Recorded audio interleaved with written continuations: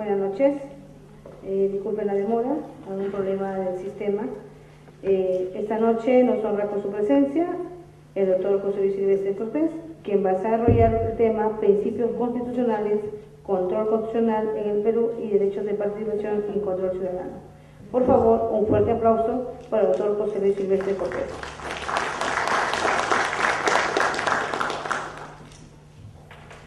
Buenas noches, colegas y estudiantes presentes. Dentro de los temas del diplomado es muy importante empezar por tener muy claro cuál es el actual ordenamiento jurídico, cómo se mueve, de qué manera se entiende el derecho actualmente, o cómo lo entienden los tribunales de justicia, y cómo lo entiende el máximo órgano de justicia, que es el Tribunal Constitucional. Alguna razón debe existir para que por ejemplo, el caso de las regalías mineras haya llegado al Tribunal Constitucional, ¿no? ¿Y cómo lo resolvió el tribunal? O el tema de la cese trofa del himno nacional.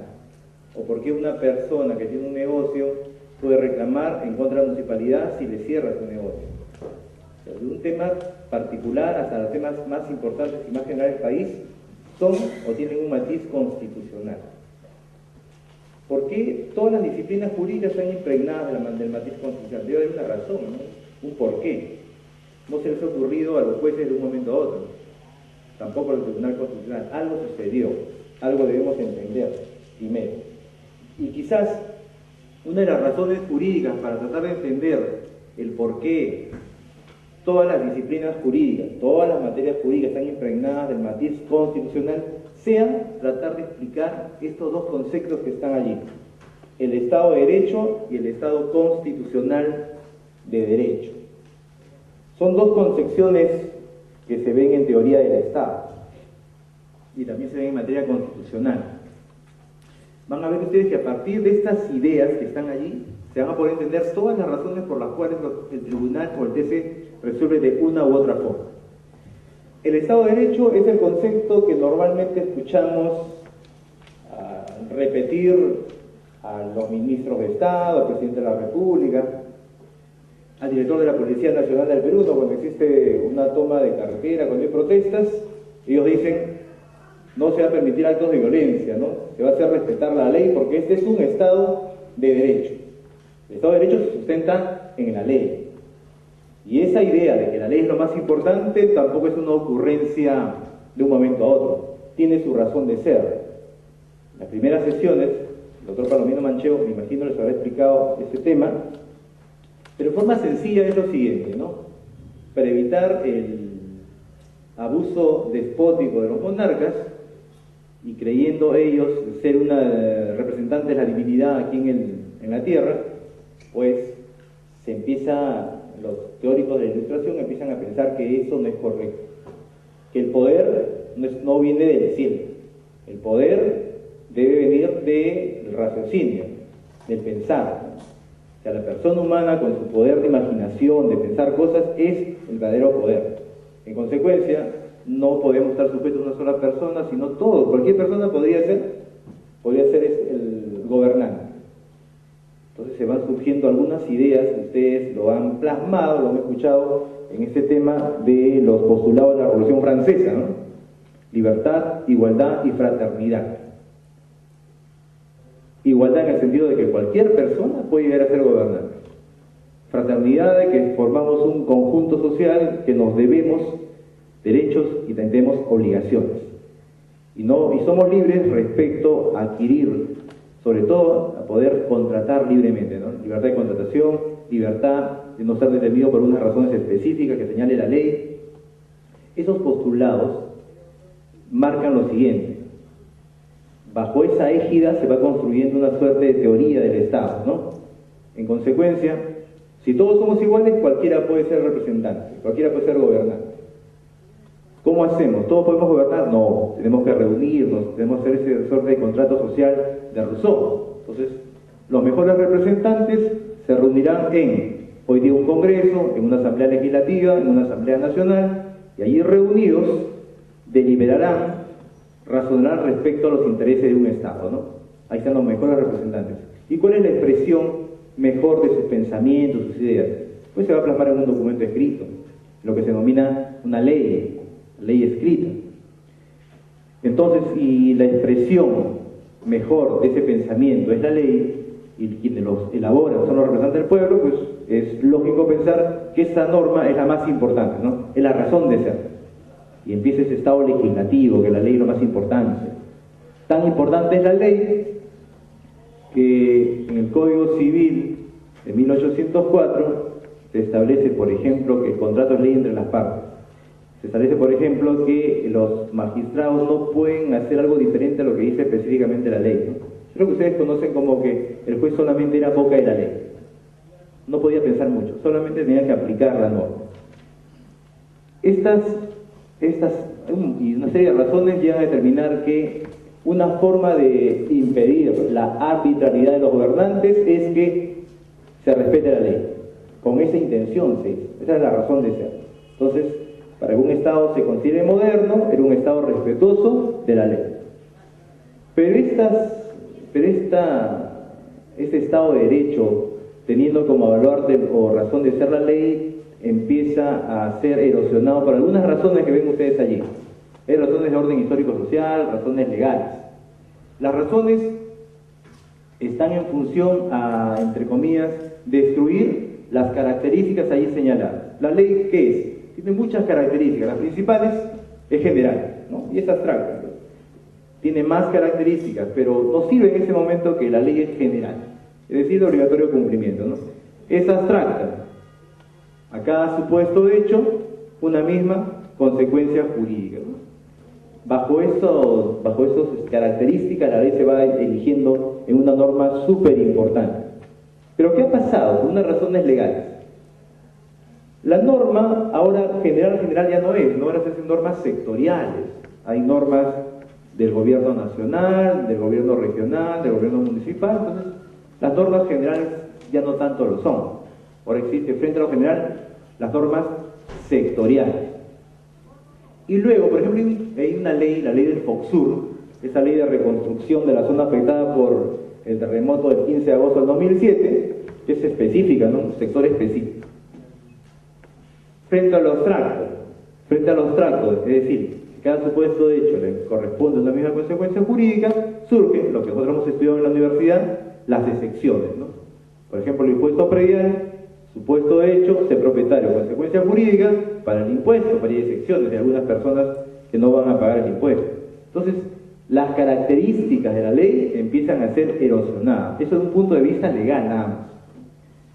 Quizás haya razones más poderosas, que son las razones de orden histórico-social, o razones políticas. Y estas, poniendo por ejemplo Alemania, podremos citar solamente con ejemplos didácticos. Hay una norma por la cual el Congreso alemán autoriza que el Ejecutivo se endeude. ¿Para qué? En la Segunda Guerra Mundial. Para tener mayor armamento bélico, ¿no? Mayor liquidez y tener un mayor poderío bélico. Esa norma es autorizada por el Congreso. Si el Congreso autoriza y el Estado, el Poder Ejecutivo cumple, es un Estado de Derecho, ¿no? Respetuoso cumplimiento de la ley. Pero hay otras normas, también sustentadas en la ley, que son más terribles y más nocivas. Por ejemplo, esa ley que señalaba que grandes sectores de la población alemana podían ser trasladadas, podían ser movilizadas de un lugar a otro. Tenía una finalidad la norma, era proteger al pueblo alemán de la influencia nociva de culturas foráneas o extrañas. Un eufemismo, ¿no? Porque lo que realmente perseguía era la segregación racial, ¿no? Y la ley, además, en la forma que estaba redactada, permitía que las personas luego fueran eliminadas. Entonces, después de la Segunda Guerra Mundial, este concepto de Estado de Derecho es hartamente cuestionado y controvertido. No se puede considerar la ley como el frente normativo más importante, porque en muchos casos, cumpliendo la ley, no se respetan los derechos fundamentales de las personas. En nuestro país, por ejemplo, a raíz del fenómeno terrorista, se vivía casi todo el territorio nacional estaba bajo estado de emergencia, ¿no? todo el Perú estaba emergencia. Después, para combatir el terrorismo, se dieron unos decretos legislativos antiterroristas, que lo que hacían era, en ese momento se entendía que era lo correcto, ¿no? Procesar a los terroristas bajo el proceso ordinario de instrucción, juicio oral, son años, ¿no? Mientras tanto, estas personas pues, ocasionaban muertes, ¿no? Miles de muertes. Entonces, se establece un proceso sumario, ¿no? Se traslada el procesamiento a la justicia militar, ordenado jueces sin rostros. Pero un proceso largo, amplio, es reducido, digamos, entre comillas, a la mínima expresión. Cuando un proceso es reducido de esta forma, ustedes saben por el tema del proceso, ¿qué pasa? Los plazos se reducen, la posibilidad de defensa también. Entonces los errores que a lo largo de los años se pueden dar, se van a hacer más visibles en este espacio pequeño. ¿Cómo podemos advertir los errores? Porque mucho tiempo después, el gobierno de Fujimori estableció, recuerdan, la comisión de indultos, ¿no?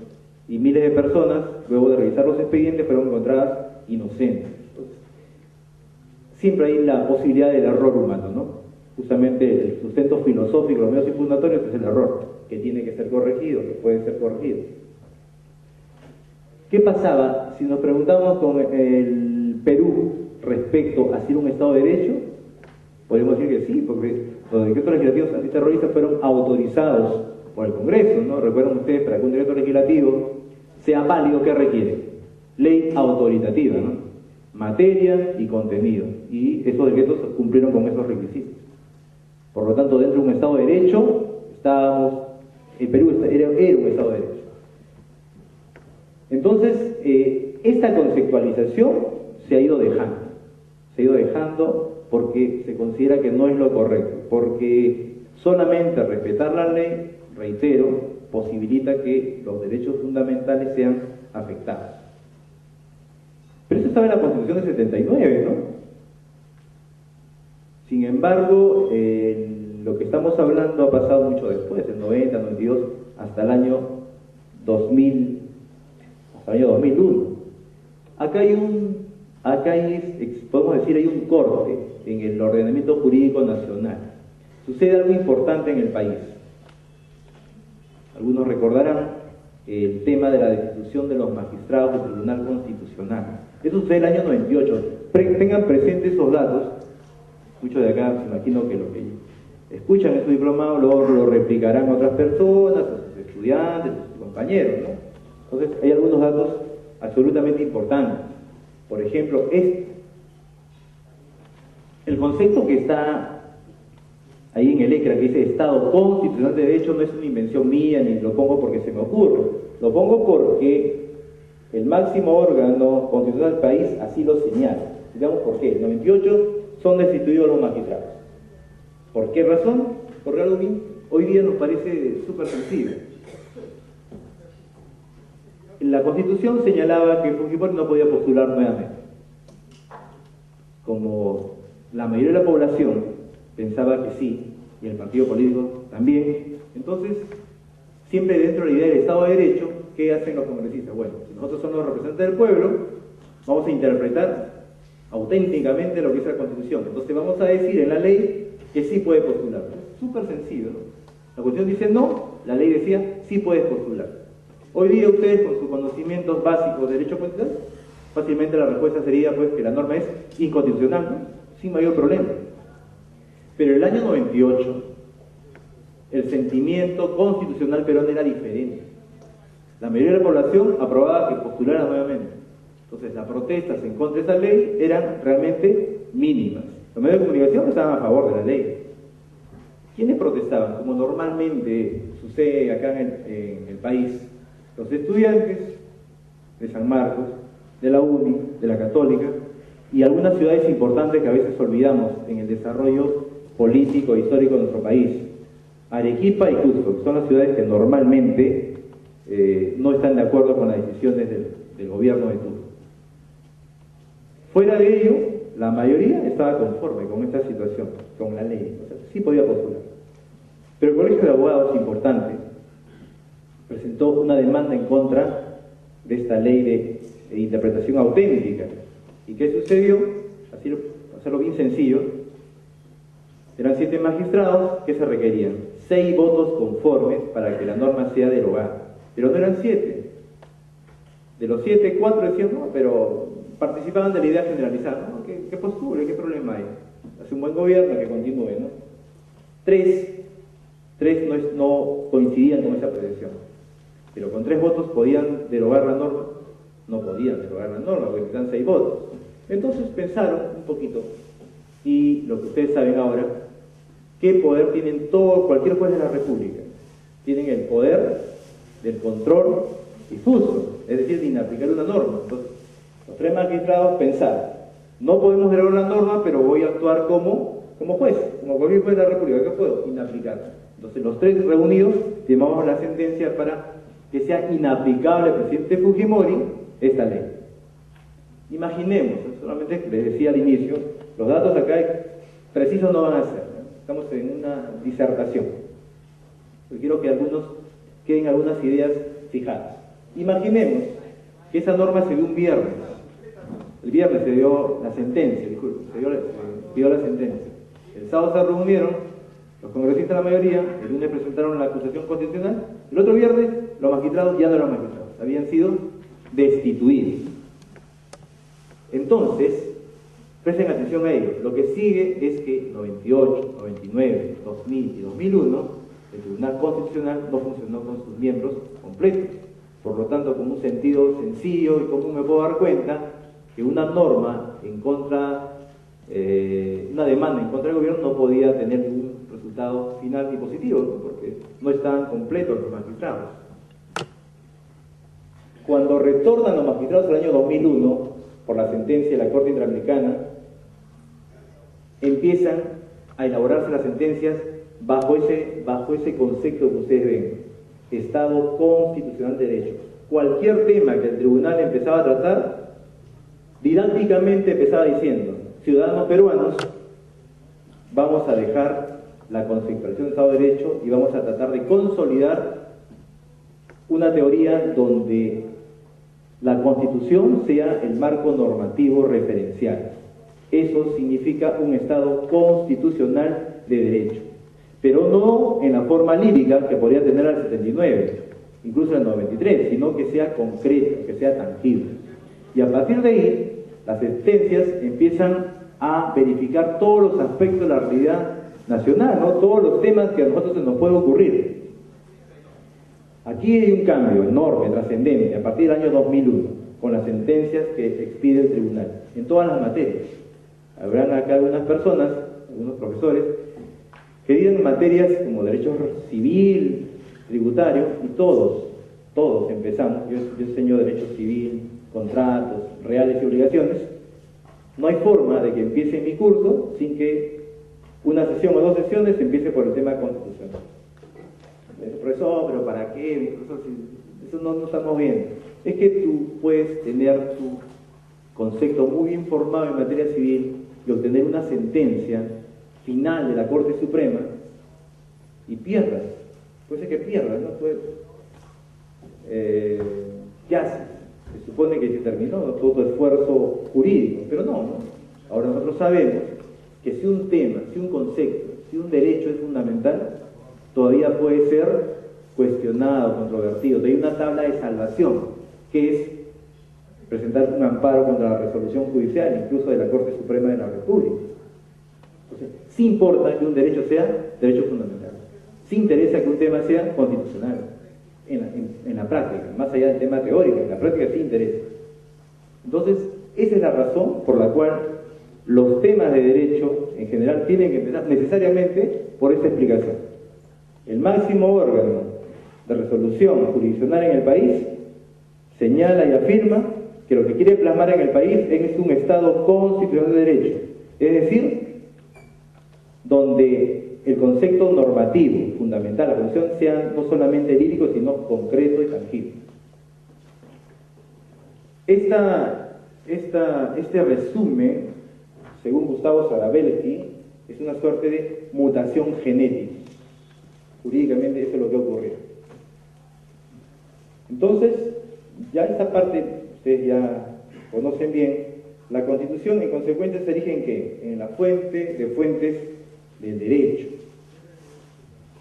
Es y tiene una doble naturaleza la Constitución. Y una naturaleza como norma política y una naturaleza como norma jurídica.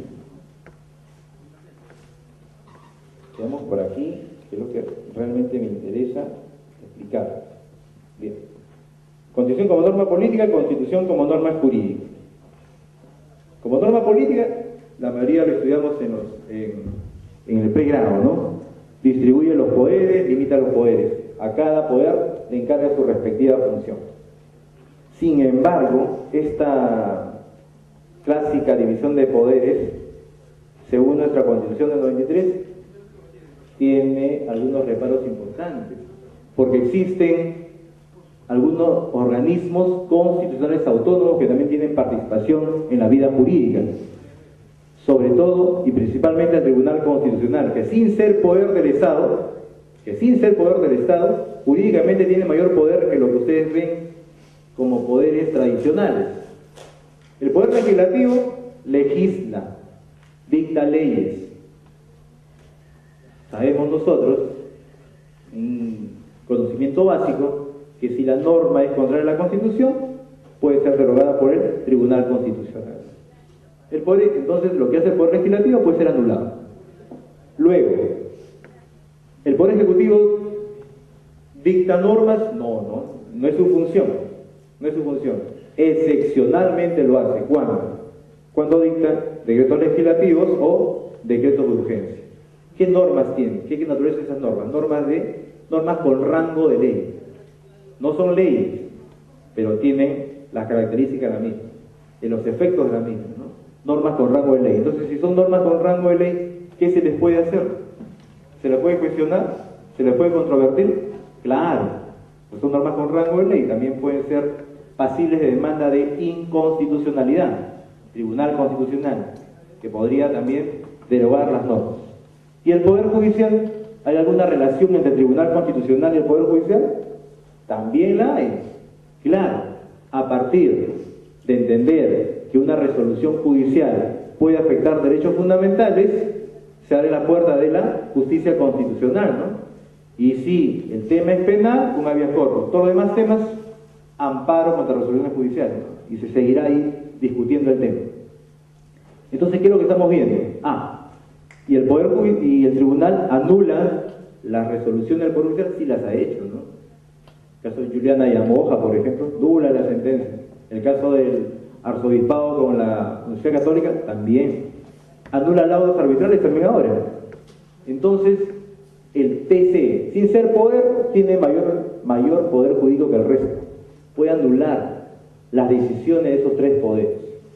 Por esa es la razón de ser que nosotros, colegas abogados, estudiantes, tenemos que revisar necesariamente la jurisprudencia del Tribunal Constitucional, que en casi todos los temas, por no decir todos los temas del derecho, ya tiene una respuesta o ya tiene un punto de vista.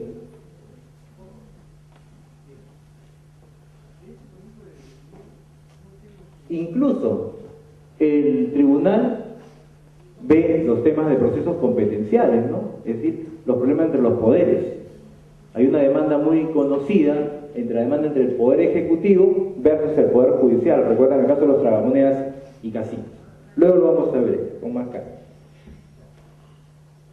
Lo que hemos visto, la función o norma política, es un concepto que de alguna u otra forma lo hemos escuchado en pregrado. Lo nuevo, lo trascendente, lo que no nos podemos olvidar hoy día es entender que la Constitución es norma jurídica. ¿Qué significa ello? Que es parámetro de validez. Es una medida.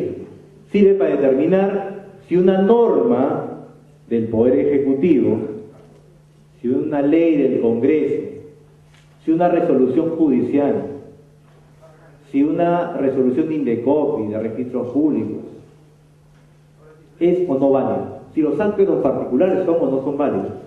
La medida para saber si un acto de un particular, si un acto de un funcionario del Estado, si un poder del Estado es válido, es la Constitución, es la medida, es la plantilla. Tengo que revisar y analizar el acto, la norma, y ponerla en la plantilla constitucional. Ese esquema es el esquema más sencillo, el más facilito. El más sencillito es el que está allí. La Constitución como norma jurídica es parámetro de validez.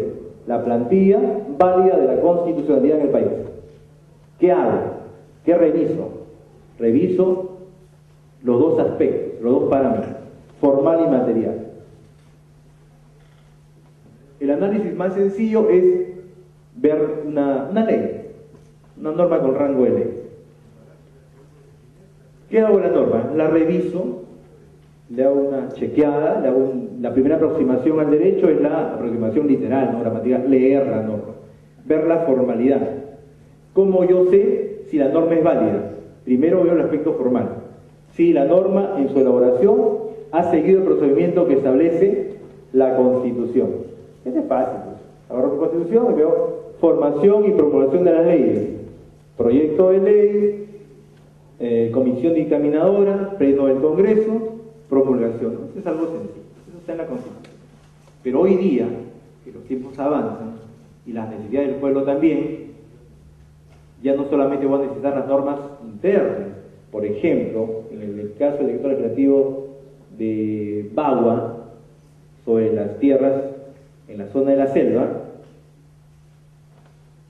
si recuerdan ustedes, se iba a presentar, debido a esta situación que es la muerte de las personas y de los policías, se iba a presentar una demanda en contra de ese decreto legislativo. Pero antes de eso, el gobierno lo dejó sin efecto. Pero, si se hubiera presentado una demanda en contra de esa norma, desde el punto de vista formal sería inconstitucional. ¿Por qué? Porque yo tengo que ver si es que son temas que tratan sobre tierras de los nativos, las comunidades campesinas, tenía que ver el convenio OIT 169, y ahí señala una formalidad. Si tengo que ver algún tema relacionado con ellos, tenía que pedirles ¿qué cosa primero? La consulta y su aceptación. O sea, formalmente, este decreto legislativo era inconstitucional, ¿no? O sea, la formalidad es algo que se reduce a establecer las formalidades que establece la elaboración de una norma. El otro tema es harto importante, muy importante. Reviso una norma. ¿Cómo yo sé si la norma es inconstitucional? Desde el punto de vista material. ¿Qué es lo material? La realidad, lo que yo veo, lo concreto de la vida. El parámetro de validez material significa que la norma analizada debe respetar tres conceptos. Estos conceptos, en palabras de quien les habla, es, digamos, el contenido esencial de la Constitución, ¿no? La parte más importante de la Constitución, el núcleo duro, el contenido esencial de la Constitución. Esos tres conceptos no hay forma que se puedan dejar de lado en cualquier escenario jurídico. Derechos fundamentales, valores constitucionales y principios constitucionales. Los derechos fundamentales, que ustedes también lo conocen como derechos humanos, como derechos constitucionales, la terminología tiene una razón de ser. El tribunal utiliza, fuera del hecho de que sea la terminología utilizada en la Europa continental, es para quitarle ese tinte político que tenían las demandas que presentaban los terroristas en contra del Estado, ¿no? Que reclamaban sus derechos humanos. Entonces, se empezó a utilizar la terminología de derechos fundamentales. Además, para expresar que lo que protege es un principio de derecho, la dignidad humana, la persona humana. El centro de todos los derechos jurídicos es la persona. Y bajo ese concepto se utiliza la terminología de derechos fundamentales. De este derecho fundamental surge un principio, el principio pro hominem. Es decir, el principio de que en la vida real, en la vida jurídica, lo más importante es la persona humana. Es el centro de todo. Miren, piénsenlo así. Por ejemplo, recuerdan el caso del general Chacón. Hay personas acá que sepan penal y van a decir, pero eso es terrible. ¿Cómo han podido a una persona, sin saber si es o no responsable del delito, excluirlo del proceso penal? No, como que no le corresponde. Lo que hace el tribunal es cierto. Este señor no sé si es o no responsable. el carácter punitivo del Estado no se ha puesto en práctica. Hay personas también perjudicadas, ¿no? Porque el delito de peculado pues afecta a todo el Estado, ¿no? Hay cosas que están afectando a las personas de la sociedad, pero hace su suerte de ponderación, que más adelante vamos a explicar, y dice, mire, por encima de todo, más importante es la persona. Así que este señor, a pesar de que yo no sé si eso no es responsable, si eso no es un delincuente, lo voy a sacar del proceso. ¿Qué están aplicando en ese caso? El principio pro hominem. Más importante que cualquier tema de derecho es la protección de la persona. No nos puede parecer, cierto, a muchas personas no nos puede parecer, pero para darnos cuenta, todo gira en torno a la persona humana, al principio pro hominem, es un principio derecho de la dignidad humana. Y sobre los derechos fundamentales podemos agregar algo más, encontrarle su razón de ser, su naturaleza. ¿Qué son los derechos fundamentales? ¿Cuál es su esencia? ¿Son absolutos o son relativos? Es una pregunta importante, realmente importante. Cuando estamos avanzando y avanzando, digamos, no les voy a demorar ahí mientras van pensando, pero hay dos posiciones. O son absolutos, es decir, siempre tienen que ser respetados, porque es la razón de ser de todo el derecho, o no. Si siempre se respetan, son absolutos. Si a veces se respetan, en algunas circunstancias se dejan de respetar, serán relativos. ¿Cómo define esa situación? Como ustedes deben saber, lo más importante no son las normas, lo más importante son los hechos de la persona. Lo que le pasa a la persona es lo más importante, para eso estudiamos derecho, para tratar de solucionar los problemas de las personas, no tanto de las normas. Entonces veamos, de los derechos que nosotros conocemos, en el artículo 2, veamos el derecho a la vida.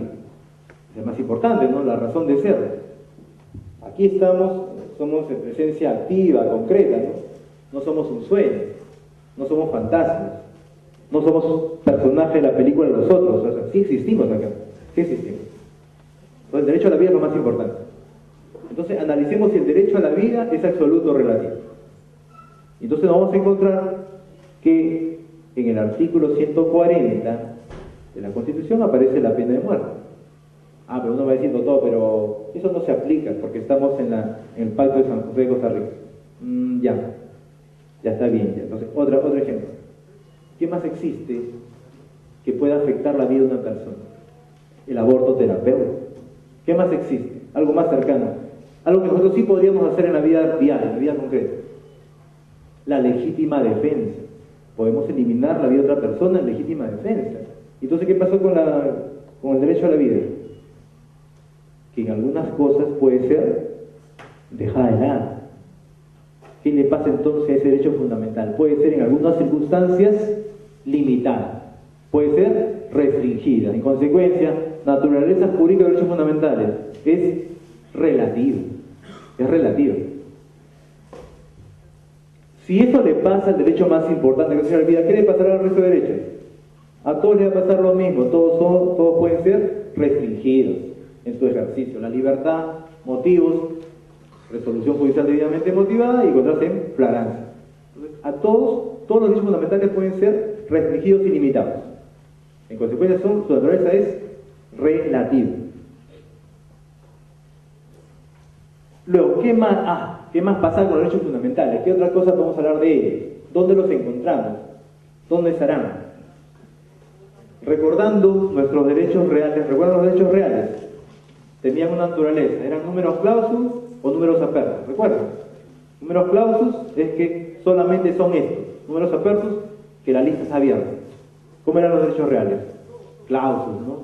Solo son derechos reales lo que dice el Código Civil y alguna ley que las desarrolla. Y los derechos fundamentales están en el artículo 2, ¿no? El artículo 2 de la Constitución. ¿Solamente son esos? Pueden ser más. Pueden ser más, ¿no? Están en el artículo 2, están lo de la jornada laboral de las 8 horas está más adelante, y también están los tratados internacionales. ¿Se pueden crear nuevos derechos? También se pueden crear, ¿no? Por la cláusula tercera de la Constitución se pueden crear nuevos derechos. ¿Existen nuevos derechos? Existen, ¿no? El derecho a la verdad. Recuerda, el derecho a la verdad. ¿Qué más?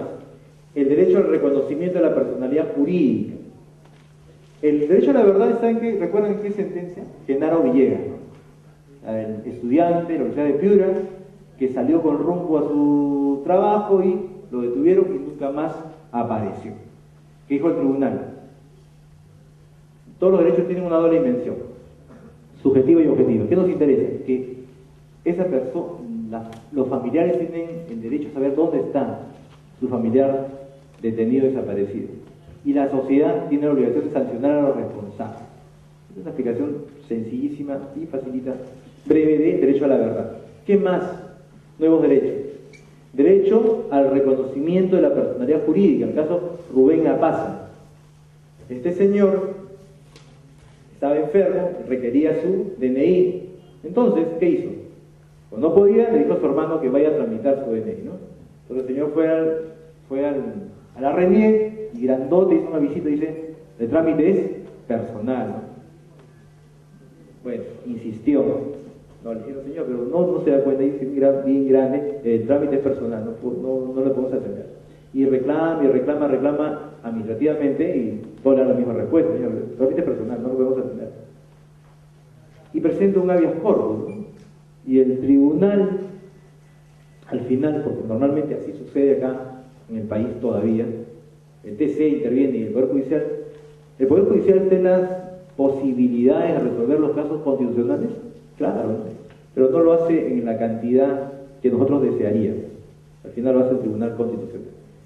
Entonces el tribunal dice que tener el DNI es necesario para que una persona pueda acreditar su persona en la sociedad. Y luego otro derecho fundamental, el derecho al agua potable. Ya se ha creado ya jurisprudencialmente. Este es un caso civil. ¿Recuerdan ustedes? A ver, más o menos lo siguiente. ¿Qué pasa con los contratos entre las partes? Se tienen que cumplir, tienen que respetar, ¿no? ¿Sí? Eso lo sabemos.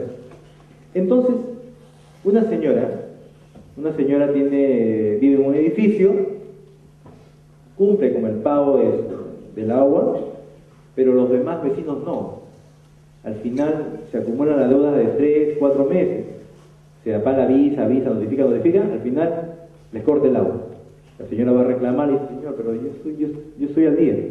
Ah, señor, lo que pasa es que en el contrato de prestación de servicios se señala que si todo el conjunto habitacional tiene, digamos, 3 meses de deuda, se corta el servicio a todos.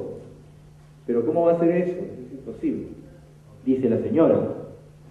Entonces la explicación jurídica, ¿qué cosa es? Recuerdan ustedes las cláusulas generales de contratación, que supone que han sido revisadas por la autoridad competente, entonces es un contrato, el contrato es válido.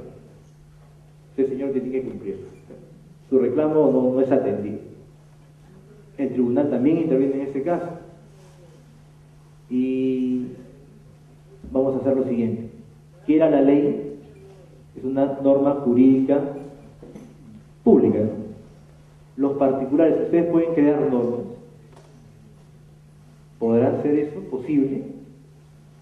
Fuentes del derecho, recordamos, las fuentes del derecho. Las fuentes del derecho, la ley, la jurisprudencia, la doctrina. Los particulares crearán normas. Recuerdo un ratito, ¿qué es la norma? Regulación de conductas. Entonces, si entre particulares nos prestamos dinero, ¿qué estamos haciendo? Señalando fechas, forma de pago, estamos hablando de la conducta. Entonces los particulares también podemos crear normas, solo que de naturaleza privada, ¿no? Normas jurídicas privadas, que son los contratos. Entonces, otra persona, otro ente podría dejar sin efecto ese contrato. Parece que no, eso no es posible. Entonces el tribunal, ¿qué hace? Hace la siguiente apreciación jurídica. La ley es una norma jurídica pública. El contrato es ley entre las partes. Es una norma creada por los particulares. Yo no lo puedo eliminar, no lo puedo derogar porque los particulares lo han hecho. Pero ¿qué puedo hacer? Igual que con la ley, ¿qué le podría hacer? ¿Qué hizo el tribunal a la ley para que postule Fujimori? La inaplicó. Entonces, ¿qué es el tribunal? Yo no puedo anular este contrato, pero puedo inaplicar la cláusula que señala que una persona, a pesar de estar pagando su agua, su servicio de agua, se le corta, ¿no? Esa cláusula es inconstitucional. Y luego aprovecha el caso para señalar que todos tenemos derecho fundamental al agua potable, ¿no? Que es algo vital para la subsistencia. Entonces ya existe, ya se ha creado jurisprudencialmente. ¿Qué se va a hacer en estos días o en estos meses? En todo caso, ¿qué se va a hacer? Se va a positivizar nada más. ¿Y eso por qué? Porque en el chip de la mayoría de personas que estudiamos derecho, en el chip de la mayoría de las personas, magistrados o personas que tienen autoridad en el país, siguen todavía en qué mundo del derecho, en el Estado del Derecho, ¿no? Donde lo más importante es la ley. Se tiene que ver, que diga, este es un derecho fundamental. Pero ustedes, que ya están en otra dimensión del derecho, saben que ese derecho ya ha sido creado, ya existe. El artículo 3 señala que se pueden crear nuevos derechos fundamentales. Ya ha sido creado. Todo eso podemos decir de los derechos fundamentales. Y muchas cosas más que en este momento va a resultar corto por el tiempo. Lo que más tenemos, valores constitucionales. ¿Qué valor? El valor primero, la razón de ser de estar acá sentaditos a esta hora del día. El valor justicia, ¿no? La razón de ser, si no estuviéramos acá. Juramos, muchos de ustedes que están acá, oramos causas medias. Defendemos causas justas, la razón de ser, la justicia. Pero hay más. ¿Qué más hay? Valor tolerancia, valor respeto, valor que sí se utilizó en la sentencia del tribunal, valor solidaridad. El valor solidaridad es un valor, digamos que es el moderno postulado de la Revolución Francesa de la fraternidad. Hoy se llama solidaridad. ¿Se aplica? ¿No se aplica? ¿Chiste? ¿Gracia? ¿Qué será? Es algo concreto. ¿Dónde se aplicó? A ver. En el caso de las regalías mineras. Sí, bien facilito. El gobierno de Toledo, la ley de regalías mineras, ¿quiénes reclaman? Los empresarios mineros reclaman. Dicen, señores del tribunal, aquí todos los reunidos somos empresarios de diferentes rubros. Sin embargo, ¿qué ha hecho el gobierno? A las personas que están aquí al lado, a este lado extremo, este lado, que son 4 personas, a estos 4 nada más, se nos ha puesto las regalías mineras. Los que están atrás también son mineros, pero como son pequeños empresarios, a ellos no se les ha impuesto esta contribución.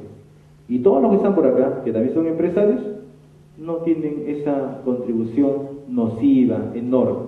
Solo a nosotros 4. ¿Eso qué afecta? Dicen los empresarios. Simple vista. ¿Qué derecho? A la igualdad. Derecho fundamental a la igualdad. Y si eso tiene que ser protegido, además, dicen, se afecta el derecho a la libertad de ejercicio empresarial, el derecho a la libertad de contratación, el derecho a la propiedad, porque sus ingresos están siendo una suerte de confiscados. Desde ese punto de vista parece que ellos van a tener razón, ¿no? Porque los derechos fundamentales, varios, han sido afectados. ¿El tribunal qué dice? No solamente funciona acá en el país los derechos, también funcionan los valores y los principios. En consecuencia, los valores que tienen una raíz axiológica también tienen que ser respetados. Y hace el siguiente pensamiento.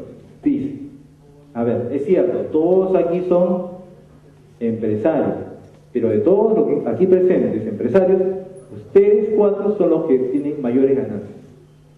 No solamente son ganancias exorbitantes. En consecuencia, aplicando el régimen económico de la Constitución, economía social de mercado, lo que se obtenga siempre está impregnado del interés social. En consecuencia, sus ingresos que ustedes obtienen van a tener que compartirlo con los demás ciudadanos. Pero ¿cuál es el soporte jurídico de esa decisión según el tribunal? El valor solidaridad. Y así se resuelve el caso. Y se piensa, pero ¿cómo? ¿Así ha sido? Claro que ha sido así. Miren, luego, ¿qué sucede con el gobierno del presidente García? ¿Qué se iba a poner? Un impuesto a las sobreganancias mineras. ¿Qué hicieron los empresarios mineros? Ellos se ponen, así como ustedes, también, abogados, pensaron, ¿no? Si nos sale el impuesto a las sobreganancias mineras, nosotros presentamos una demanda, ¿no?, en contra de esa ley, ¿cuál será la respuesta del tribunal? Similar, ¿no? Ustedes ganan más, en consecuencia por el valor solidaridad, la norma es válida, paguen. entonces ellos se anticipan, como dice acá el colega, se anticipa y ¿qué dicen? Mejor, voluntariamente, vamos a aportar al Estado, ¿no? 500 millones de soles. Y luego, uno de las propuestas del actual presidente era, ahora sí, implementar esa ley, ¿no? De soberanía minera. ¿Y qué sucedió ahora? También igual, la norma, si se da, va a ser declarada constitucional y vamos a tener que pagar. ¿Mejor qué hacemos? Mejor, a ese aporte voluntario que entregamos, hay que aumentarlo un poco más. Ahora no son 500, sino son 3.000 millones de soles al año. Entonces, sí importa, ¿no? Sí importan esos conceptos. Les dije al inicio, el tribunal en las sentencias ha señalado que lo que queremos es que se vaya plasmando y concretando esta idea del Estado constitucional de derecho. Todo gira en torno a la Constitución. Y no solamente en torno a la Constitución, sino a la persona humana. Y luego entramos al tema de los principios constitucionales. ¿Qué son los principios? ¿Serán normas? También son normas. Son normas orientadoras. ¿Qué nos orienta? Para la aplicación, para la interpretación del derecho. Normas orientadoras. Hay una suerte de división en lo siguiente.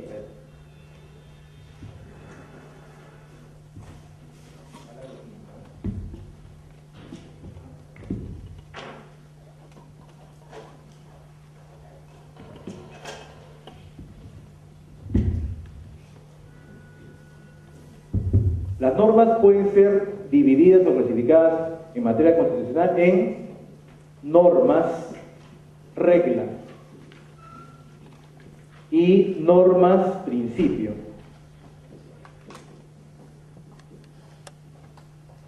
Las normas, reglas señalan mandatos que se tienen que cumplir sí o sí. Si no se cumplen, hay una consecuencia. Son normas, reglas. En cambio, hay otras normas que son, digamos, una suerte de estipulaciones abiertas, que justamente estamos diciendo hace un rato, que buscaban orientar. Cuando tienes un problema, ¿cómo decides? Las normas principios solamente te orientan, te dan una pista, te dan una señal. Por ejemplo, hay un caso civil que señala lo siguiente. A ver, un joven quiere adoptar al hijo de su pareja. ¿Qué se requiere? ¿Qué artículo es del Código Civil? Que señala el número para la adopción, 483, el Código Civil. ¿Qué se requiere para adoptar? Es una sumatoria, ¿no? 18 años más la edad de la persona que quieres adoptar, así de sencillo. Eso es lo que se requiere. Entonces la persona presenta la demanda, pero tiene un año menos que lo que requiere la ley. Respuesta del juez: improcedente infundada. Improcedente. Luego, apela, va a la sala de familia, y la familia dice, bueno, señor, le falta un año, no lo podemos hacer. Recurso de casación llega a la Corte Suprema, cosas raras, así, de las pocas sentencias que la Corte Suprema empieza a elaborar, dice lo siguiente: hace lo que ustedes están viendo aquí, esta apreciación. Si aplicáramos solamente, recuerdan ustedes que existen en el derecho las normas y las conductas. Normas y conductas. Es el tribunal, disculpen, dice la Corte Suprema, si solamente aplicáramos la norma y la conducta que se quiere realizar, la respuesta sería que no se le puede conceder la adopción porque le falta el número. Pero dice la Corte Suprema que no solamente existen derechos, valores, aquí existen los principios. Si nosotros aplicamos las normas del Código Civil tal como está, el señor no podría adoptar al menor. Pero como también funcionan los principios, pues tengo que aplicar lo que ustedes ya conocen, el principio del interés superior del niño. En consecuencia, por ese principio del interés superior del niño, voy a hacer, ¿qué le voy a hacer a la norma? Ya saben la respuesta, la inaplica. El artículo del Código Civil inaplica y le concede la adopción a este señor. Entonces los principios sí se utilizan. En materia constitucional, ¿cuáles son los principales? El principio pro hominem. El principio pro hominem es el principio más importante, ¿no? En torno a ello gira todo el derecho. Pero frente al principio pro hominem hay otro principio que se lo opone. Justo es su antítesis. Miren, si yo entiendo que lo más importante es la persona, estoy con el principio pro. El tribunal ha señalado que, digamos, las bases jurídicas, los principios básicos del ordenamiento nacional son estos dos: promine y al principio seguridad jurídica. Y nos podemos dar cuenta ahora que justamente están en un nivel así de confrontación. Esto, ¿a quién va a defender? A la persona, ¿no? Normalmente a la persona. ¿Esto qué debe defender? Al ordenamiento jurídico, es decir, a las normas. Entonces va a haber una confrontación, ¿no? ¿Se protege el derecho fundamental o se protege el cumplimiento de la norma? ¿Cómo resuelven normalmente los magistrados en el Poder Judicial?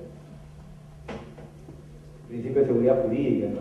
Claro, nos evitamos problemas, ahí justito, cerquitas a lo que dice la norma, ¿no? Y estamos tranquilos ahí. Promine y principio de seguridad jurídica son los principales. Hay muchos más, pero esos son los principales. Entonces, la Constitución como norma jurídica es medida. Cuando ustedes quieran saber si una norma es o no válida, van a hacer ese trabajo. Sencillo. Parte formal, parte material. Se respetan los derechos, se respetan los valores, se respetan los principios. Un ejemplo sencillito, muy facilito. Si lo escucharon, disculpen, otra vez. Muy facilito. Hay una norma ahora que no es decreto legislativo, pero vamos a imaginar, en este momento no es un decreto legislativo. Solo se contratará en los colegios nacionales a los docentes titulados que hayan formado parte del tercio superior. La norma existe. Se ha hecho mediante un decreto legislativo. Decreto legislativo 788. ¿Qué tengo que hacer? Ver si formalmente es válido. ¿Qué necesito para saber si el decreto legislativo es válido?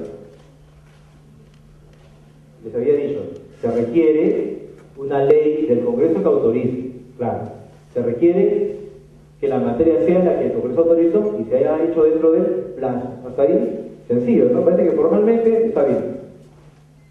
Materialmente, esa norma, ¿qué creen?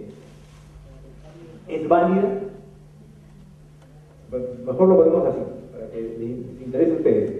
Solo se contratará en la administración pública a los abogados titulados que hayan formado parte del tercio superior.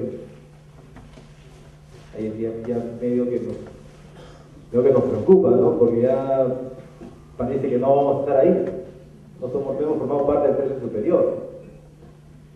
Miren, eso es de esa forma tienen ustedes que ir analizando una norma. Si cumplen con los dos parámetros. A veces la respuesta es fácil, a veces la respuesta es sencilla.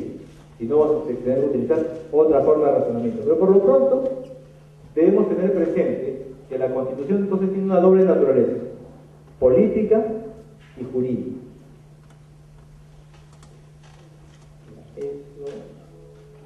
Esto ya se supone que ya le explicaron a ustedes en su primer día de clase, así que no lo vamos a hacer. Pero de estas teorías que existen, vamos a ver esto. Hay varias teorías sobre el tema constitucional.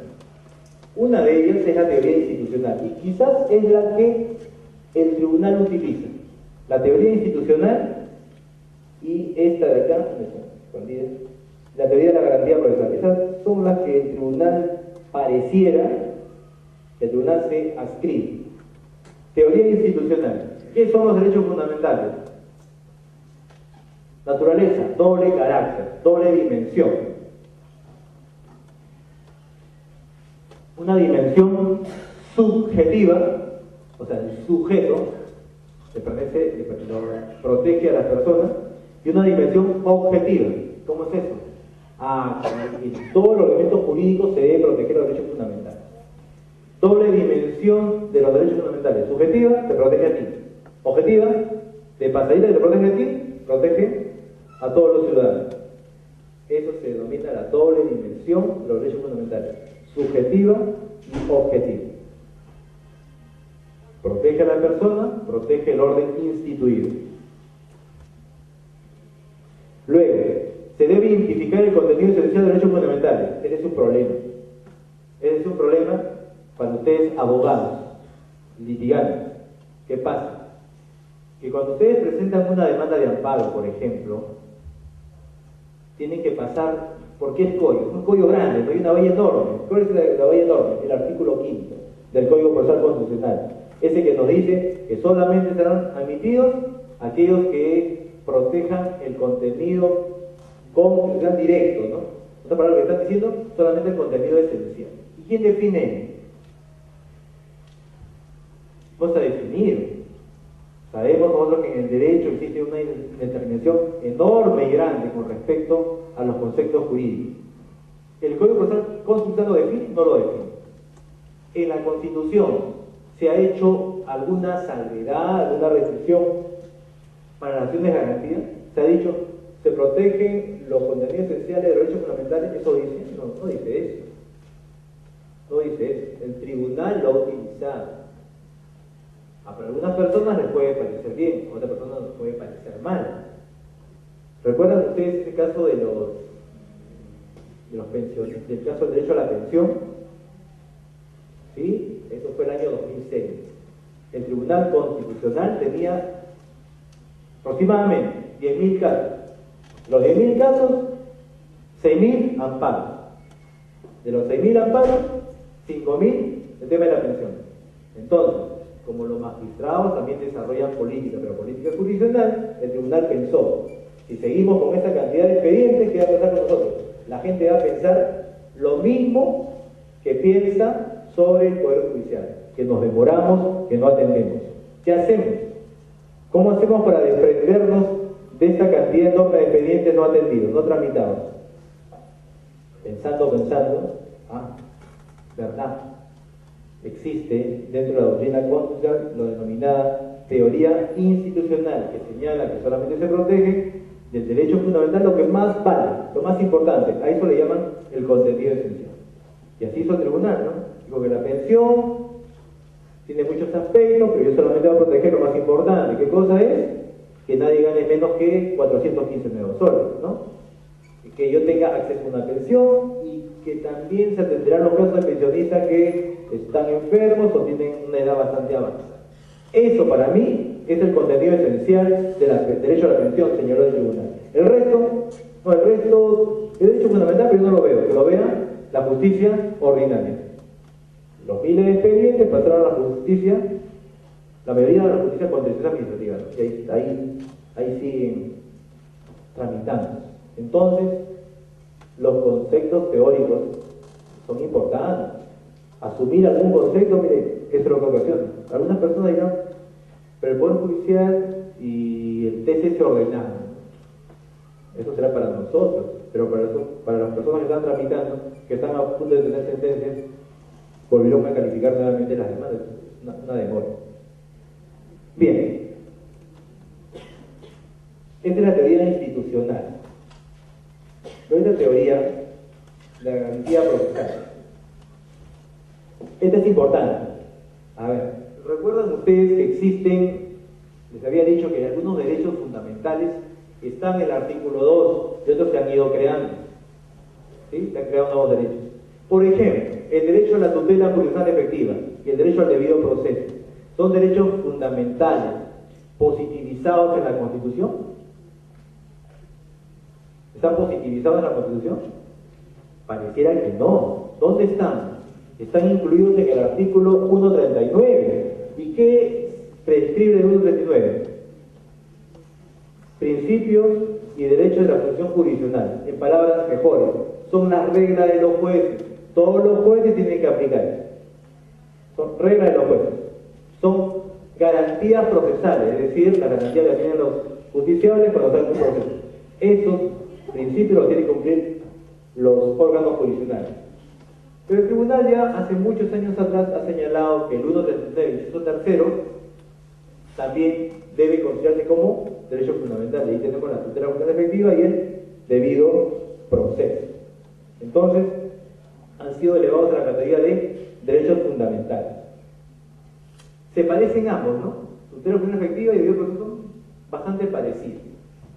Lo que pasa es que el constituyente del 92 tratando de poner lo mejor de la vitrina ahí en la Constitución, buscando, encontró que la tutela judicial efectiva es un concepto utilizado en Europa continental, ¿no? España, Alemania. Y el debido proceso también, pero en Norteamérica, en Inglaterra. Entonces hay que poner todo lo bueno. Y juntaron a los dos ahí, a los dos conceptos. Tutela judicial efectiva es acceso a la justicia, sentencia fundada en derecho y sentencia ejecutable. Acceso a la justicia, sentencia fundada en derecho y sentencia ejecutable. Y el debido proceso, su sinónimo, derecho de defensa. ¿Sí? Derecho de defensa. Es decir, que en un proceso yo debo recibir el mejor trato de derecho posible. Tiene que ser un proceso justo, como dice Reinaldo Bustamante Alarcón, un proceso justo. ¿Qué debe contener ese derecho? La posibilidad que yo pueda hablar, expresarme, derecho a alegar, derecho a aportar pruebas, derecho a impugnar, derecho a resoluciones judiciales debidamente motivadas, derecho a un plazo razonable. Todo eso involucra el debido proceso y más. Se parecen bastante, pero la diferencia quizás sea lo que más saltante.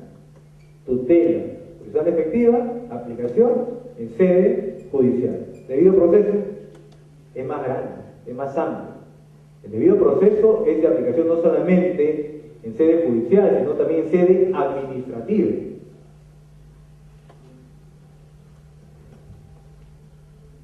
¿Qué más? En sede corporativa. ¿Cuál será la sede corporativa? Personas acá reunidas somos una corporación. Por ejemplo, este lugar, esta institución, el Colegio de Abogados de Lima, los colegios profesionales, las asociaciones, los clubes. En todos ellos se tiene que respetar el debido proceso. Entonces, esta es la teoría de la garantía procesal, ¿no? El derecho procesal es esencial, no solamente en sede judicial, sino administrativa, parlamentaria, corporativa. Y la condición procesal no solamente se reduce a su ámbito formal, sino también a la materialidad. Esas palabras más fáciles de digerir son las siguientes. El debido proceso, ya entendemos, es un derecho fundamental, ¿no? Estamos claros en eso. Tiene una doble dimensión, todo tiene una doble dimensión. Tiene un aspecto formal, debido proceso formal, que se cumpla el procedimiento, que establece el Código Procesal Civil, el Código Procesal Penal, pero tiene otra partecita también grande e importante, que se llama debido proceso sustantivo. Debido proceso sustantivo. Es decir, que las decisiones en cualquiera de estas sedes tienen que ser razonables, argumentadas, pensaditas. Y eso es lo que vamos a ver justamente en el otro grupo de diapositivas.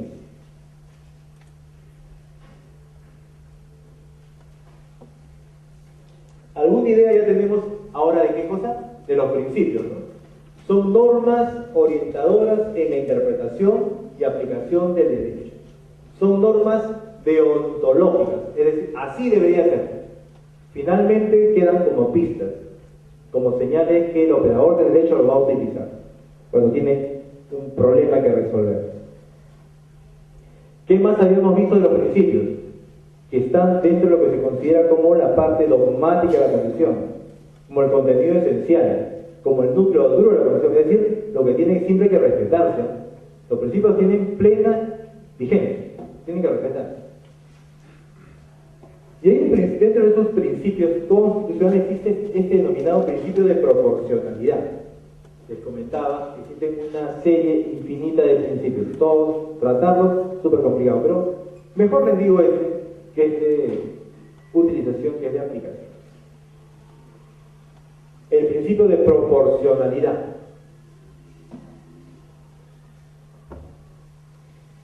¿Cuándo se aplica el principio de proporcionalidad? Cuando el Estado interviene, siempre con la finalidad de proteger a los ciudadanos, pero afecta sus derechos. El principio de proporcionalidad está unido a la técnica de la ponderación. El Estado, el Poder Ejecutivo, el Poder Legislativo, cuando dictan sus normas, lo hacen, es evidente, con la sana intención de proteger de mejor manera a los ciudadanos, ¿no? Todas las normas tienen finalidades que cumplir. Lo que pasa es que a veces cuando protegen normas, cuando protegen derechos, afectan a otros. me estoy recordando ahorita la ley de Cofopri, por ejemplo. ¿Recuerdan la ley de Cofopri? Esa ley que hace el gobierno del presidente García. Una síntesis. Se van a expropiar los terrenos a fin de formalizar la propiedad de los invasores, de los informales. ¿Cuál es la finalidad? Formalizar la propiedad informal, ¿no? Eso nos llama la atención, nos parece bien. Entonces, esa es una norma que está favoreciendo a unas personas, tiene una finalidad. Pero, ¿qué más está haciendo? Está afectando a otras personas. Y los propietarios de esos terrenos, y las personas que estaban en discusión judicial sobre esos terrenos, las personas que estaban definiendo los contornos de las urbanizaciones, de los terrenos, en las municipalidades, ¿eso qué quedó? Quedó en nada. Entonces, a veces, muchas veces, las leyes favorecen, es cierto, pero también perjudican a otros. Aquí interviene el principio de proporcionalidad. Una norma que busca verificar si es válida la intervención del Estado en los derechos de las personas.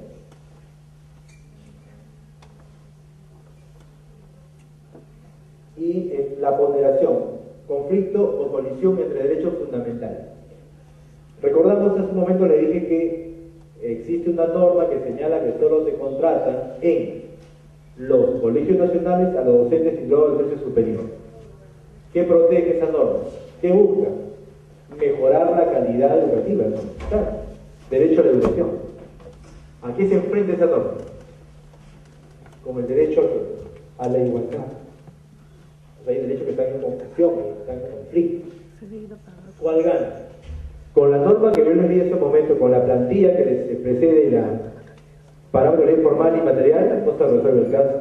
Necesitamos otra idea, otra argumentación.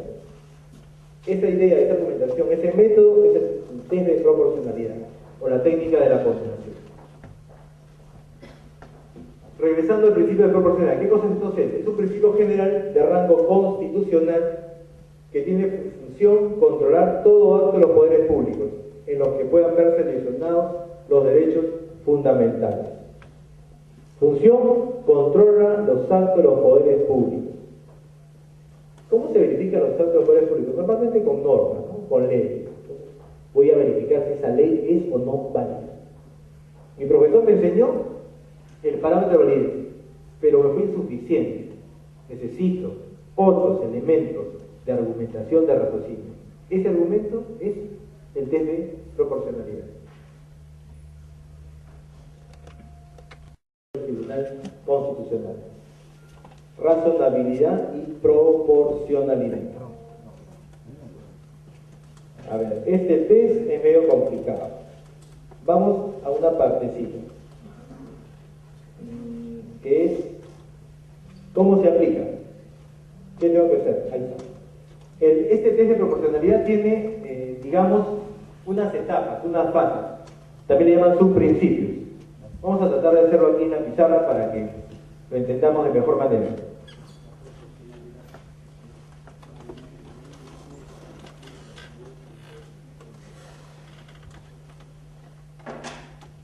Me decía, ¿cómo lo aplico?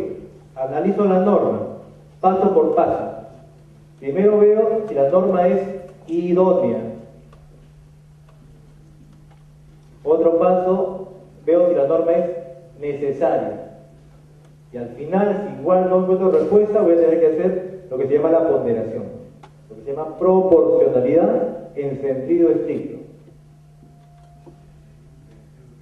Proporcionalidad en sentido estricto. Más facilito, ponderación. Idóneo, ¿qué veo?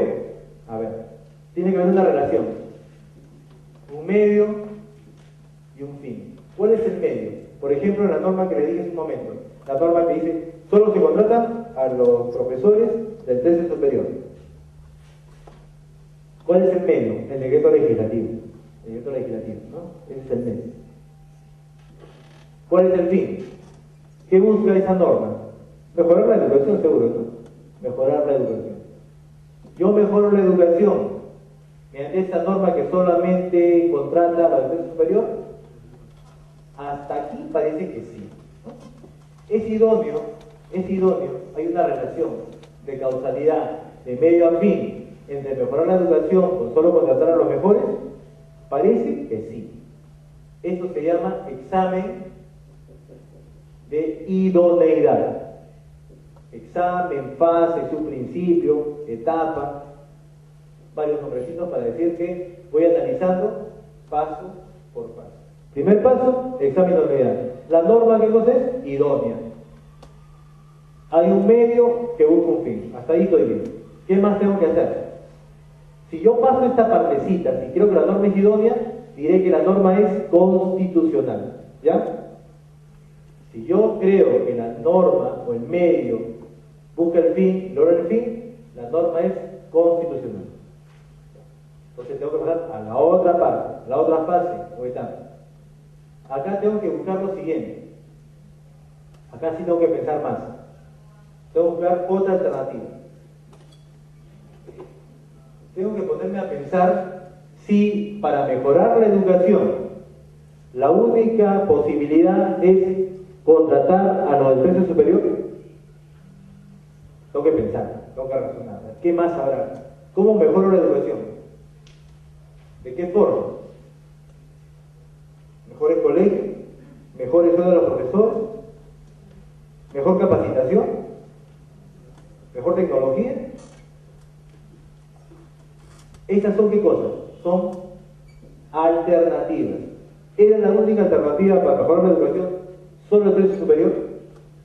No, había más alternativas. Entonces, si no era la única, la norma ¿qué será? Inconstitucional. Para que la norma que estoy analizando sea constitucional, tiene que ser la única alternativa o la mejor alternativa. Pero si yo me pongo a pensar y encuentro otras más, la norma será inconstitucional. Para que quede más clarito. Cuando analizo tengo que ver si hay más posibilidades. Si hay más, ya piña. La norma es inconstitucional. Es lo que tengo que hacer. Pero, por razones didácticas, ¿eh? Solamente, por razones didácticas. Vamos a imaginar que esta norma se ha dado... ¿cuándo empiezan las clases? En marzo, ¿no? ¿Sí? Ya, la norma se ha dado el 5 de febrero. Entonces, el 5 de febrero se da la norma. Y ustedes han pensado que, por ejemplo, se podía hacer un curso, lo que antes se conocía como el Plan CAC, ¿no? De enseñar a los profesores un curso de capacitación previo. Pero el curso demora 2 meses, Ya que demora un mes, no se va a poder hacer, estamos 5 de febrero, la clase empieza en marzo. Luego, pero si se les brinda mayores ingresos a los profesores, no, pero ya se aprobó el presupuesto nacional. Ingresos suplementarios en marzo no hay, porque eso se va a hacer en la legislatura ordinaria. Solamente por fin de evidencia, imaginemos que la única posibilidad era hacer este concurso, y solamente a los precios superiores. Si era la única alternativa,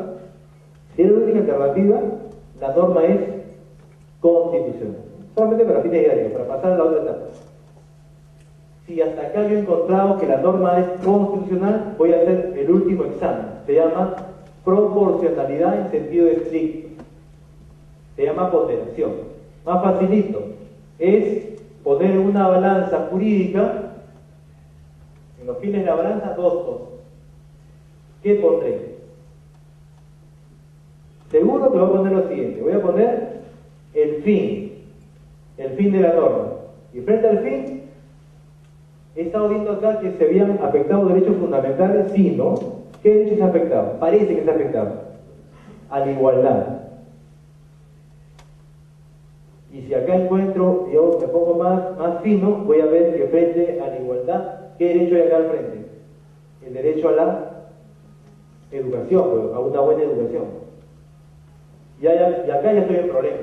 ¿Por qué estoy encontrando? Que encuentro derecho a la igualdad y derecho a la educación. ¿Cuál vale más?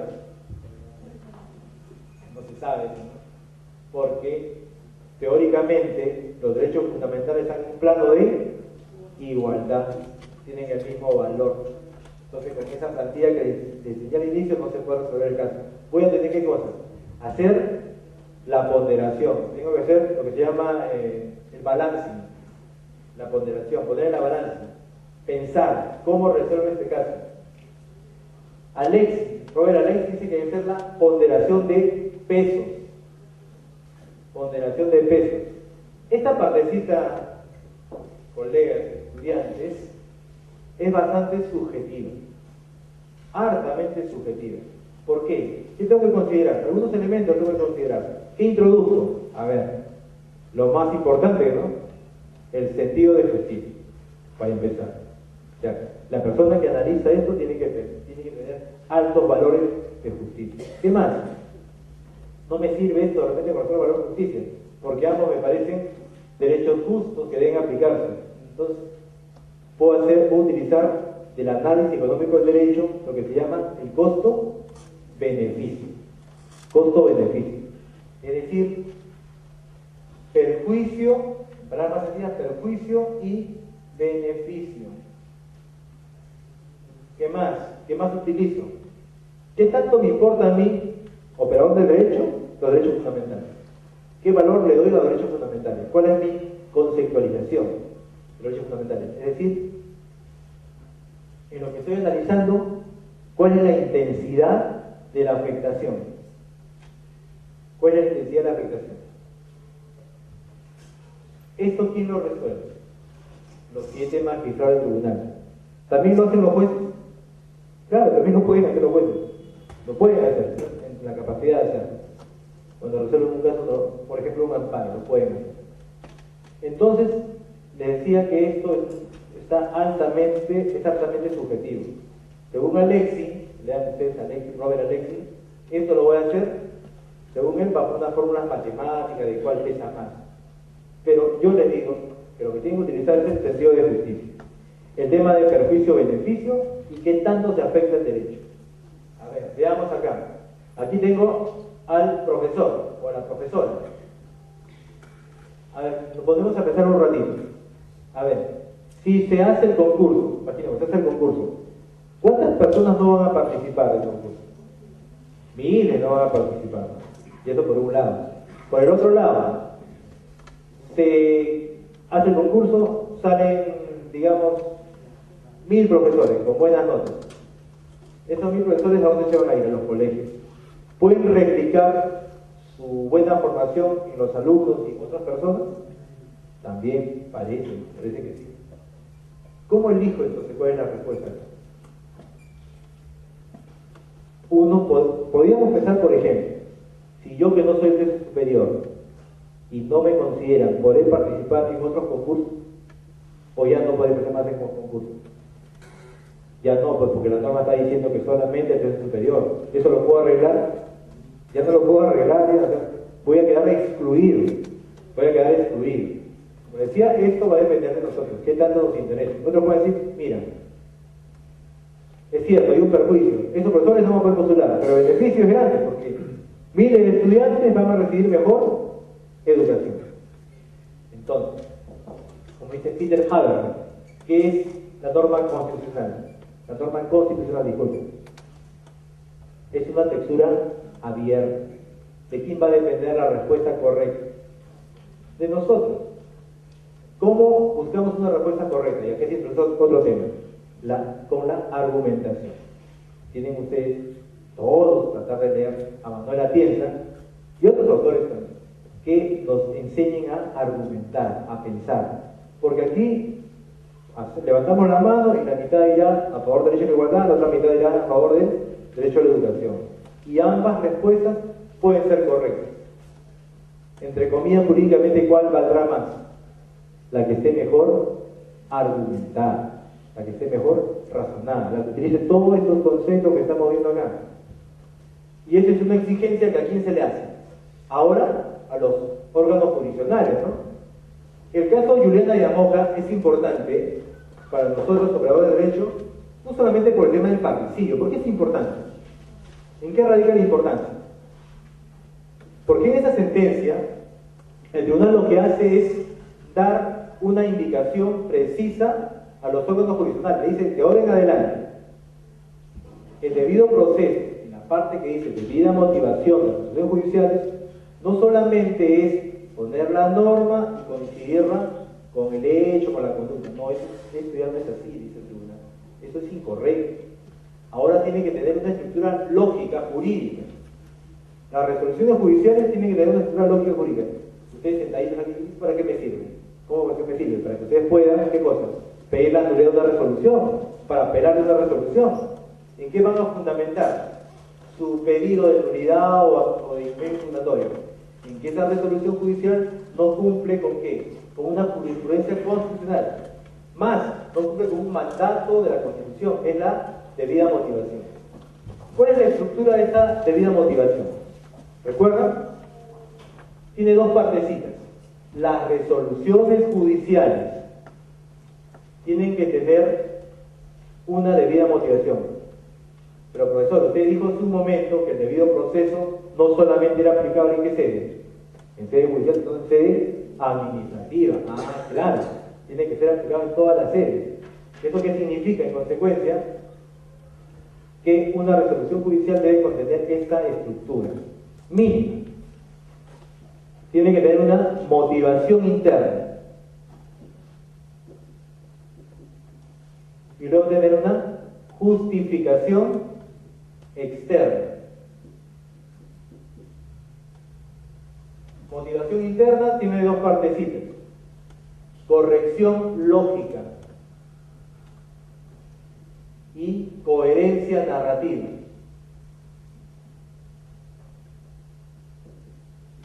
Profesor, ¿por qué no se explica esa partecita? Ah, ¿por qué le dije en ese momento? ¿En qué nos habíamos quedado? En tratar de determinar si la norma qué cosa era, constitucional o inconstitucional. ¿Qué necesito? Argumentos. Necesito argumentos. Los argumentos los tengo que construir a partir de esta estructura que dice el tribunal, mandato para los jueces. Corrección lógica y coherencia narrativa. La corrección lógica facilita aplicar la norma pertinente al caso concreto, es fácil. Coherencia narrativa: hechos probados, medios probatorios debidamente corroborados. Por ahí parece que no hay problema, ¿no? Parece que los jueces no saben jugar en esto, ¿no? Porque corrección lógica y coherencia narrativa es su trabajo, es su chamba de los jueces. En esta partecita, justificación externa, ¿qué será? Para nosotros, para empezar por ahí, sencillo, ¿no? Es una concordancia. Concordancia entre los considerandos. Hay una coherencia entre considerando a considerando. Ustedes ya más fino, con mayor, tiene que haber una justificación de las premisas. Justificación de las premisas. ¿Cómo se entiende esto? Tenemos un caso de mejor derecho de propiedad, por ejemplo, ¿ya? ¿Cuántas posibilidades mínimas hay? Dos, ¿no? Demandante y la del demandado. ¿Qué más? La doctrina, otra más. Lo de la jurisprudencia, de la Suprema, tenemos 4 posibilidades jurídicas. ¿Qué se le dice ahora, qué se le exige ahora a los jueces? Que tienen que justificar su decisión, es decir, tienen 4 posibilidades, tienen que explicar las posibilidades y decir por qué optan por una y desechan las otras. Es cierto, ¿no? ¿Eso va a poder hacer los jueces como la cantidad de experiencia que tienen? No, difícil, pero mínimo tienen que hacer esa justificación, ¿no? La justificación de las premisas. Motivar adecuadamente es sustentar el porqué de tu decisión. Esto es lo que se conoce ahora como la debida motivación.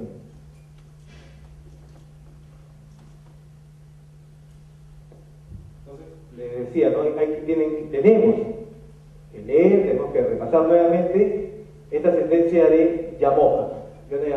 Ahí está la explicación de cómo deben elaborarse y pensarse las resoluciones judiciales. Una resolución así elaborada sí cumple con la debida motivación. Entonces, ahí están los principios o fases, ¿no? Buscar el fin, si el fin es válido, la norma es idónea. Y segunda parte, pensar un poquito más y encontrar si hay una alternativa. Si hay alguna alternativa a la norma que yo estoy revisando, la norma será infalible. inconstitucional. Tiene que ser la mejor o única alternativa para que la norma sea debidamente validada. Y lo último, el examen de proporcionalidad, ponderación. Para eso requiero tener mayores elementos en cuanto a la argumentación. Esto lo hemos visto. El caso de la calle de las Pisas. Aquí, ¿qué pasó? La ordenanza municipal restringe el horario de atención a los establecimientos. Y siempre piensen en las fases o principios. A la norma, yo leo la norma que debo buscar una finalidad. ¿Cuál es la finalidad de reducir el horario de atención en la calle de las Pisas? ¿Para qué se hace eso? A ver, acá no está. Y no lo he puesto, a propósito. ¿Para qué la municipalidad reduce el horario de atención? Todo no tiene una finalidad. Puede ser buena, mala, regular, pero tiene una finalidad. ¿Cuál será la finalidad? ¿Qué buscaría usted? ¿Qué sienten cuando pasan por esa zona? ¿O a qué se dedica esa zona? Al ruido, ¿no? Claro, el ruido. Lo que buscaba la norma era proteger el medio ambiente, evitar la contaminación acústica. Esa era la razón. Finalidad, derecho, protección del derecho al medio ambiente. ¿Cuál es el medio? ¿Cuál es el medio? Restringir la atención de la discoteca, por ejemplo. Hasta ese momento la norma, ¿qué es? Si cumple con la idoneidad, la norma es constitucional. Vamos a hablar de otra parte. ¿En qué consistía? El examen de necesidad. ¿Qué tengo que hacer? Me ponen a pensar. ¿Existen más posibilidades para reducir la contaminación acústica? ¿Existe o no existe? ¿Qué se puede hacer? Bajar el volumen, pero el volumen ¿cómo baila? ¿Cómo baila? Algo por ahí, algo tiene que ver. Se construyen ahí unas estructuras para reducir los ruidos, por ejemplo. ¿Qué más? ¿Qué más se puede hacer? Pero tiene que empezar en esa forma, ¿no? Primero veo si la norma cumple el fin, ¿sí? Parece que cumple el fin. Luego, más posibilidades. Uno, poner estructuras, pero tenemos más posibilidades. Mudarlos del lugar, ¿puede ser? También, ¿no? Pero eso será perjudicial para él, un costo económico. El tema es que usted tiene que pensar otras posibilidades. Si las otras posibilidades son mejores que la que está en la norma, ¿qué pasa con la norma? La norma es inconstitucional. Esa es la figura, eso es lo que hay que hacer. Ahora, si ustedes no encuentran otras posibilidades mejores, ¿qué pasa con la norma? La norma será constitucional y tendrán que irse a dónde? A la otra fase, al principio de proporcionalidad. ¿Qué pesarán ahí? ¿Qué pesaremos? En un lado la balanza algo, en otro balanza otra cosa. ¿Qué será? La finalidad de la norma es, pondremos seguro, el derecho al medio ambiente, ¿no? Y el otro lado, al trabajo.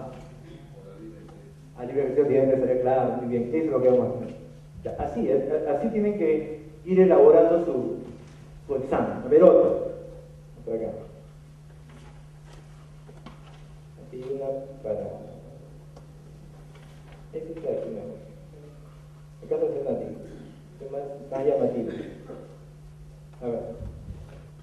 La demandante fue sancionada con expulsión por haber sido sorprendida el día 23 de septiembre de 2003, aproximadamente a las 7 de la noche, en uno de los ambientes privados del baño de damas, del segundo piso del área de prensa del Senado, en compañía de su enamorado Mario Alonso Mondragón Sánchez, a oscuras, sin responder al llamado de la escritora Débora Guamán, lugar en el que estuvieron besando, hecho que constituye falta grave contemplada en el numeral 9 inciso E del Manual de Conducta.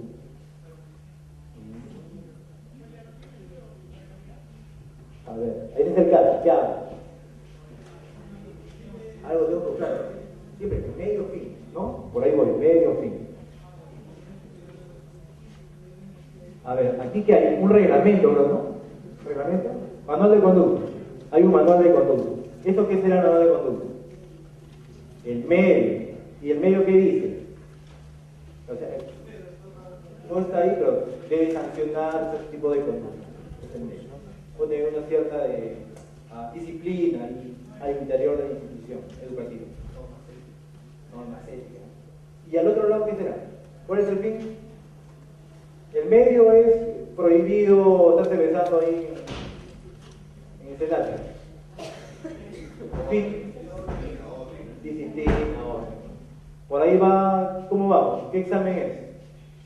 De idoneidad y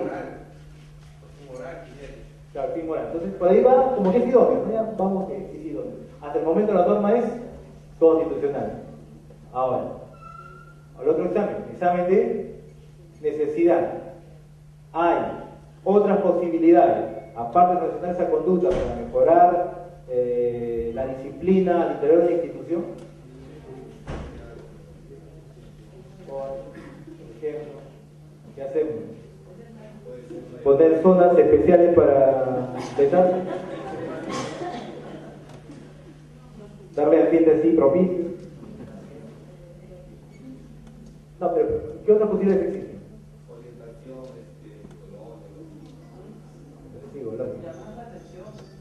llamarle la atención. ¿Qué le pasó a ella?